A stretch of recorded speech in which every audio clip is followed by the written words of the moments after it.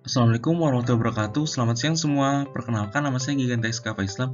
Di sini saya akan presentasikan makalah saya yang berjudul Analisis Konflik Pengelolaan Sumber Daya Studi Kasus Hutan Lindung Gunung Lumut Kabupaten Pasir Kalimantan Timur. Selamat menyaksikan.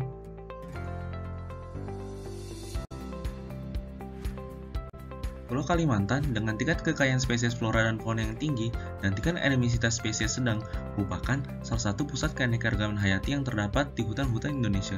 Walaupun demikian, kondisi hutan hujan darat dataran rendah di Pulau Kalimantan menurun sangat tajam.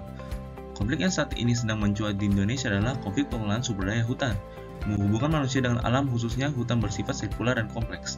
Hal ini berarti segala aktivitas atau bentuk interaksi manusia dengan sumber daya hutannya langsung maupun tidak langsung akan mempengaruhi serta merubah SDH tersebut. Hutan lindung Gunung Lemut merupakan satu di antara 4 hutan lindung di Kabupaten Pasir, Provinsi Kalimantan Timur, dan juga benteng terakhir bentuk ekosistem alami berupa hutan hujan tropika bagi masyarakat adat Dayak Pasir di Provinsi Kalimantan Timur. Pada makalah ini, studi literatur yang dipilih adalah mengenai konflik kawasan hutan di Hutan Lindung Gunung Lumut Kabupaten Pasir, Provinsi Kalimantan Timur. Pemilihan lokasi dilakukan di sekitar kawasan Hutan Lindung Gunung Lumut, yaitu Desa Rantau Layung, Kecamatan Batu Sopang, Dusun Mului, Kecamatan Muara Komam, Tanah Grogot, Ibu Kota Kabupaten Pasir, dan juga Kota Balikpapan. Adapun langkah-langkah untuk menganalisis data yaitu mencatat dan menelaah seluruh hasil data literatur yang diperoleh dan memilah-milah dari hasil pengumpulan data literatur tersebut. Kemudian dilakukan pencarian makna dan hubungan-hubungannya, sehingga bisa menghasilkan temuan-temuan yang terkait dengan rumusan masalah. Metode yang akan digunakan adalah data sekunder melalui studi literatur yang bersumber dari skripsi, jurnal, dan hasil penelitian serta sumber-sumber lainnya yang relevan. Menggunakan dua referensi yang berasal dari skripsi dan jurnal. Baik, yang pertama adalah skripsi dari Edi Juanita Sabar tahun 2006. Hasil dari tujuan pertama didapatkan berdasarkan tingkat pengaruh dan kepentingan dari para stakeholder tersebut.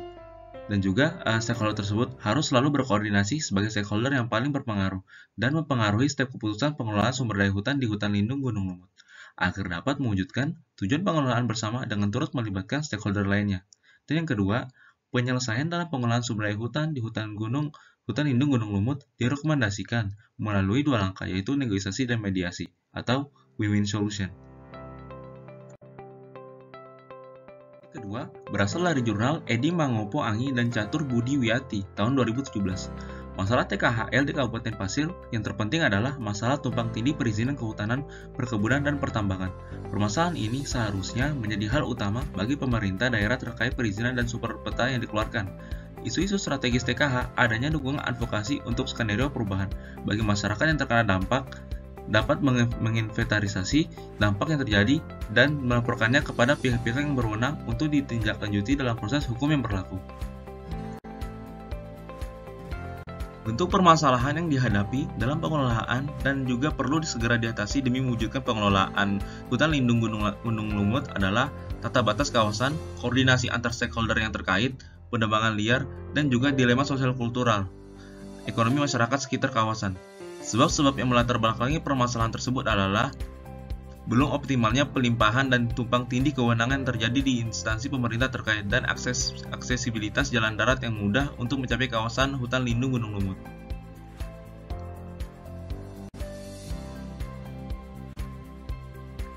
Struktur politik penguasa dalam pemerintahan eksekutif dan legislatif yang berhubungan dengan TKHL di Kabupaten Pasir memberikan andil yang cukup besar dalam penguasaan sumber daya alam, diantaranya berupa hasil hutan kayu, tambang emas, dan tambang batu bara sebagai basis ekonomi yang ada di masyarakat. Para elit lokal dapat mengkooptasi atau berkolusi dengan pemerintah demi kepentingan merebut sumber daya. Di banyak daerah, bupati menggunakan kekuasaan mereka untuk mendapatkan manfaat dari kebijakan yang dibuatnya, sehingga kelangsungan sumber daya alam sangat tergantung dari kepemimpinan lokal dan kapasitas pemerintah daerah. Dana reboisasi Indonesia dan dampaknya bagi REDD+. Yang pertama adalah meningkatkan kemampuan untuk mengelola keuangan dan mengatur penerimaan. Yang kedua, memperkuat berbagai lembaga untuk memberantas bentuk-bentuk korupsi dan kecurangan. Yang ketiga, mendukung pemantauan pelaporan dan verifikasi transaksi keuangan. Yang keempat, memperbaiki untuk menghitung intensif yang tidak wajar dan merugikan. Yang kelima, melakukan uji tuntas dan akuntabilitas dengan penerimaan dana publik. Dan yang terakhir adalah mendorong pembagian keuntungan yang berkeadilan dan meminimalkan dampak negatif bagi masyarakat.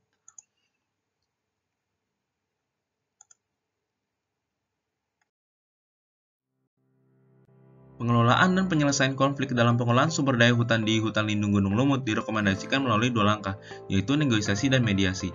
Kedua prosedur tersebut merupakan langkah kondusif dalam mengantisipasi konflik-konflik yang terjadi di kawasan hutan lindung Gunung Lumut, karena keduanya mengandung unsur tawar-menawar yang dapat dilakukan untuk masing-masing stakeholder supaya mencapai win-win solution, yang berarti tidak ada yang dirugikan.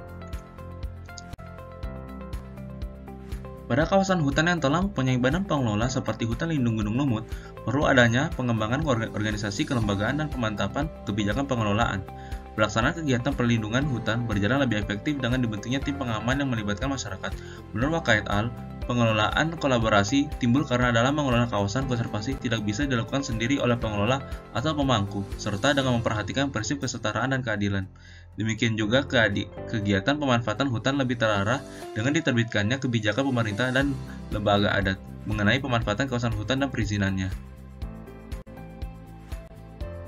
Dalam konteks pengelolaan sumber daya hutan di hutan lindung Gunung Lumut, isu utama yang perlu segera diatasi adalah konflik penataan batas kawasan, pemanfaatan hasil hutan, pemanfaatan kawasan, perlindungan kawasan, dan pemberdayaan masyarakat sekitar kawasan hutan lindung Gunung Lumut. Masalah TKHL di Kabupaten Pasir yang terpenting adalah masalah tumpang tindih perizinan kehutanan, perkebunan, dan juga pertambangan. Dalam pengelolaan dan penyelesaian konflik pengelolaan hutan lindung Gunung Lumut, perlu segera dilakukan proses-proses negosiasi dan mediasi untuk mencegah akibat negatif yang ditimbulkan. Sekian dari saya, wabillahi taufiq wal hidayah. Wassalamualaikum warahmatullahi wabarakatuh. Terima kasih.